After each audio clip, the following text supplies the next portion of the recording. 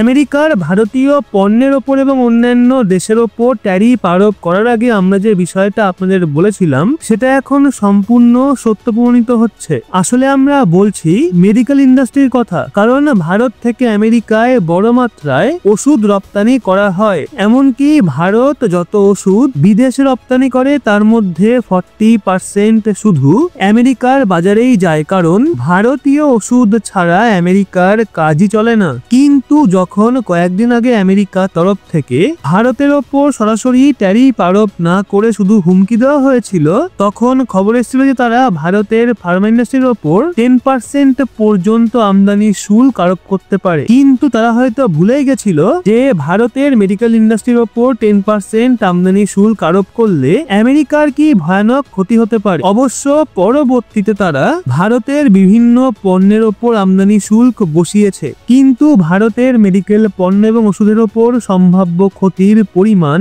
আন্দাজ করে তারা সেই সিদ্ধান্ত থেকে সরে এসছে। ফলে চমকপ্রদ তথ্য এটাই, ভারতের ফার্মা ইন্ডাস্ট্রি আমেরিকা ট্যারিফ বোমার বিরুদ্ধে বড় জয় পেয়েছে। 10% তো দূরের কথা, 1 বা 2% পর্যন্ত আমদানি শুল্ক ভারতের ফার্মা পণ্যের ওপর আরোপ করা হয়নি। তো পুরো আপডেটটা কি সেটা জানতে ভিডিওর শেষ অবধি অবশ্যই থাকুন, বিস্তারিত ব্যাখ্যা হবে এখানে। তবে তার আগে ভিডিওটা লাইক করে চ্যানেলটা সাবস্ক্রাইব করুন। দেখুন, এগুলো আপনাদের কাছে 1 সেকেন্ডের ব্যাপার, কিন্তু আমাদের জন্য অত্যন্ত মূল্যবান। আসলে দেখা যায় আমেরিকা বিশ্বের সবচেয়ে বড় ফার্মাসিউটিক্যাল বাজার হলেও তারা যত ওষুধ ব্যবহার করে সেই পরিমাণ উৎপাদন করতে পারে না, এবং এই ঘাটতি পূরণে তারা অনেকটাই নির্ভর করে ভারতের ওপর। বিশ্বের অনেক দেশই ওষুধ উৎপাদন করে, কিন্তু বেশিরভাগ দেশের উৎপাদন খরচ অনেক বেশি হওয়ায় সেগুলো স্থানীয় রোগীদের কাছেও ব্যয়বহুল হয়ে পড়ে। এই কারণে যদি তারা নিজের দেশে ওষুধ বানিয়ে রপ্তানি করে, সেক্ষেত্রে দাম এবং মানের দিক থেকে ভারতীয় ওষুধই সবচেয়ে কার্যকর হয়, এবং একজন রোগীর চিকিৎসা কেবল 1-2 ওষুধের উপর নির্ভর করে না, প্রায় প্রতিটা মানুষকেই নিয়মিত ওষুধ কিনতে হয়। ফলে ওষুধের দাম অত্যন্ত গুরুত্বপূর্ণ। তো এই জায়গাতেই ভারতের গুরুত্ব সবচাইতে বেশি। ভারত প্রায় 150টার বেশি দেশে ওষুধ রপ্তানি করে, এবং এই সব দেশ ভারতের কাছ থেকে ব্যাপক পরিমাণে মেডিসিন এবং মেডিকেল ডিভাইস নেয়। অনেক দেশ এতটাই বেশি চাহিদা তৈরি করছে যে ভারতও সেগুলো পূরণ করতে হিমশিম খাচ্ছে। এর পেছনে প্রধান কারণ হলো ভারত বিশ্বের সবচেয়ে বড় জেনারিক ওষুধ সরবরাহকারী দেশ। ভারত উন্নয়নশীল দেশগুলোকে সাশ্রয়ী দামে উচ্চমানের ওষুধ এবং মেডিকেল ডিভাইস সরবরাহ করে। ভারত যেসব ওষুধ রপ্তানি করে তার মধ্যে রয়েছে অ্যান্টিবায়োটিক, অ্যান্টিভাইরাল, অ্যান্টি ক্যান্সার ওষুধ এবং টিকা। এই টেবিলে আপনি দেখতে পাবেন ভারতের সবচাইতে বড় ওষুধ রপ্তানির গন্তব্য হলো আমেরিকা, যেখানে ভারতের মোট রপ্তানির 40% যায়।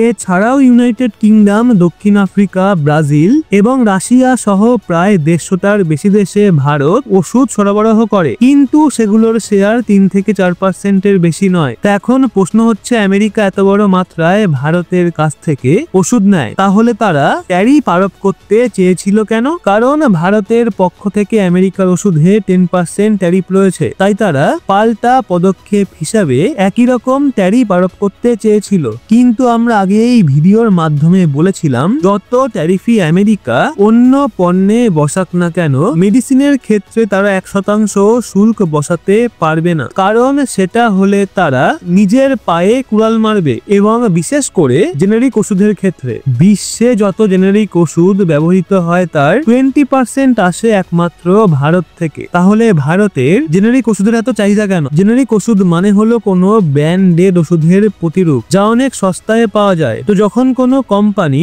নতুন ওষুধ তৈরি করে তখন তারা তার পেটেন্ট পায়। পেটেন্ট থাকাকালীন শুধু সেই কোম্পানি ওষুধ তৈরি এবং বিক্রি করতে পারে, যার দাম থাকে অনেক বেশি। কিন্তু পেটেন্ট শেষ হওয়ার পর অন্য কোম্পানিগুলো সেই ওষুধ তৈরি করে অনেক সস্তায় বিক্রি করতে পারে। এসবই হলো জেনারিক ওষুধ। ভারতের কোম্পানিগুলো এক্ষেত্রেই বিশ্ব জুড়ে আধিপত্য বিস্তার করেছে। জেনারিক ওষুধ সাধারণত ব্র্যান্ডেড ওষুধের তুলনায় 70 থেকে 90% পর্যন্ত সস্তা হয়ে থাকে। তবু আমেরিকার পক্ষ থেকে বলা হয়েছিল, ভারত যেহেতু তাদের ওষুধে 10% ট্যারিফ নেয়, তো তারা একই রকম রেসিপ্রোকাল ট্যারিফ আরোপ করবে। কিন্তু এখন হয়তো তারা বুঝতে পেরেছে যে ভারতের ওষুধের গুরুত্ব কতটা বেশি, এবং তারা এই শিল্পে একটাও ট্যারিফ আরোপ করেনি। যদি তারা সেটা করত তাহলে কি হতো? ভারতের ক্ষতি খুব বেশি হতো না, কারণ 10% ট্যারিফের পরেও ভারতীয় ওষুধ সস্তায় থাকতো। তবে আমেরিকার সমস্যাটা হতো অনেক বড়, কারণ ভারত যদি কোনো